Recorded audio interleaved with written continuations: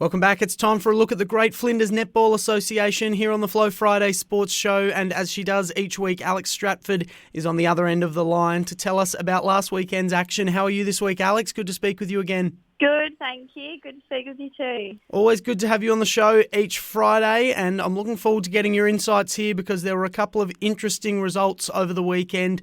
Let's start out at Elliston Districts, where it was a draw against Cummins Kapinnie. We know it was a big day for the footy team with a couple of former AFL players in action. One of them, Stevie Milne, very familiar with draws, and there was one here between Elliston and Cummins. So a thrilling result, and second draw for Cummins Kapinnie for the season, which is fascinating in just 9 rounds. Yeah, absolutely. I definitely wish that I could have been there. I think I predicted it last week, saying that the coaches will have to watch with one eye open, and well and truly I'm sure that they did.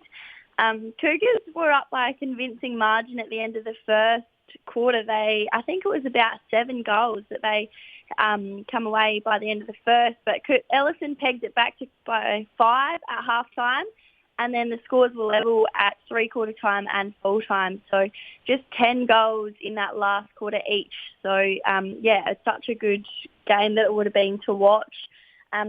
She injected herself into the goal end of the court at half-time for Cougars and probably just held out the score for them, just helping them take control of the game and just keep scoring their possessions.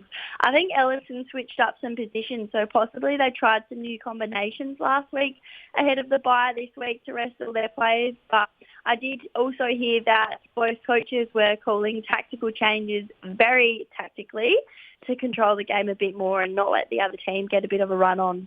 All right, an interesting wrap of that game. And Cummins Kapinnie are flying at the moment. They haven't lost since round 1. They've drawn with both Elliston Districts and Tumby Bay, the top 2 teams. So they're certainly a sleeping giant in this competition. Absolutely, they are.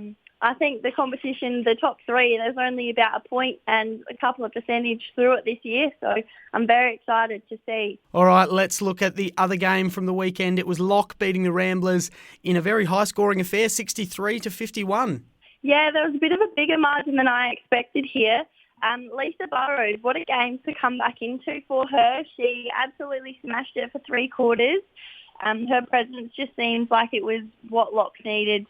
Keely Mason, she had a ripper at goal attack, and no surprise that the combination of Lisa and Keely were too tough, or should I say a bit too tall for Ramblers defenders to combat.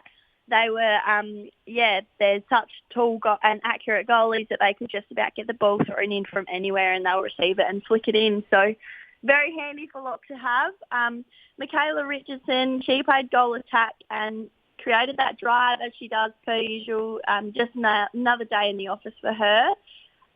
I think Keely goes away soon, and I think Natasha Stacey for Locke have already departed onto her Euro summer. So I'm very envious, but I'm not sure where Locke will start heading from here, whether those 2 players are very key into them this year. So the next few weeks will be quite interesting as they try and replace those very good players. It's an interesting time of year, this one. We see injuries throughout the year, and of course in country sports we see players unavailable due to harvesting commitments, and in women's sport as well we see players unavailable due to pregnancy. But it always seems that around this time of year we also get some players unavailable while they jet set off to Europe. Absolutely, and like I said, I wish I could be there. That makes 2 of us, but let's look forward to the round 10 action. Good wrap-up of what happened in round 9 there. United Ulana, Tumby Bay and Ayr United, of course, were all on the bye, but they're all back in action tomorrow. And let's start off with Tumby Bay and United Ulana, both fresh off the bye for the Gloria Challenger Cup. Yes, Gloria was a life member for both United Ulana and Tumby Bay clubs. She lived and breathed her netball and was always on the sidelines scoring our A and A reserves games for Tumby Bay for as long as I can remember. She made the absolute most delicious lamingtons. So we will play in memory of Gloria, and the club who comes away with the most wins will take home the Gloria Challenger Cup, which is to be presented once the last game has commenced. So, in memory of Glore tomorrow. But United Ulana, I think they'll come out firing. They'll have an entirely different matchup to when we first come across each other. And they have been absolutely coming up the ranks form-wise and been keeping a close competitive margin with the top teams lately. So I have absolutely no doubt that they will come out firing and, sure to show Tumby Bay what they're made of.